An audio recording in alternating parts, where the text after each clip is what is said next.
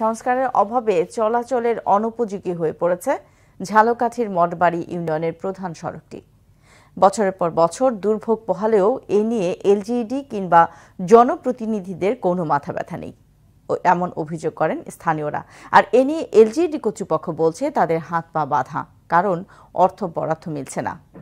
ঝালকাঠি প্রতিনিধি রুহুল আমিন রুবেলের তথ্যে বিস্তারিত জানাচ্ছেন জেসমিন আলম।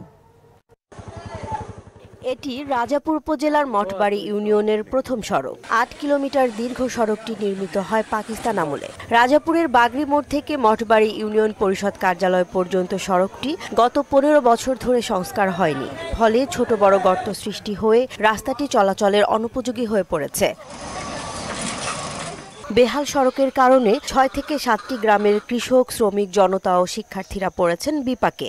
সবচেয়ে খারাপ অবস্থা ২ নম্বর ওয়ার্ডের হাইলাকাঠি ডহর শঙ্কর এলাকা। পিচ ঢালা পথ উঠে গেছে বহু আগেই, ফলে রাস্তাটি টিকে আছে সেই পাকিস্তান আমলের মাটির অবয়ব নিয়ে। ২ নম্বর ওয়ার্ডের রাস্তাটা যদি একটু ক্লিয়ার করে দেয় আমাদের ইউনিয়ন পরিষদে যাইতে খুব একটু সহজ হবে। এই এলাকার মেয়েরা, ছেলেরা বা পরিষদের লোকজনের খুবই কষ্টকর করতেছে। হাইলাকাঠি ২ নং ওয়ার্ড দাখিল মাদ্রাসা পর্যন্ত এই রাস্তাটা যদি হয় আমাদের জনগণ চলাচল করতে পারবে। বর্ষাকালে দুর্ভোগের মাত্রা বেড়ে যায় কয়েক গুণ। স্থানীয়রা জানান, বারংবার কেবল আশ্বাসই দিয়েছেন জনপ্রতিনিধিরা, কিন্তু সড়কটি রয়ে গেছে সেই তিমিরেই। খুবই দুরবস্থা, এই রাস্তা দিয়ে চলার মতো কোনো কায়দা মানুষের নাই। কোন গাড়ি ঘোড়া ঢুকতে পারে না, আমাদের যাইতে আইতে খুব কষ্ট হয়।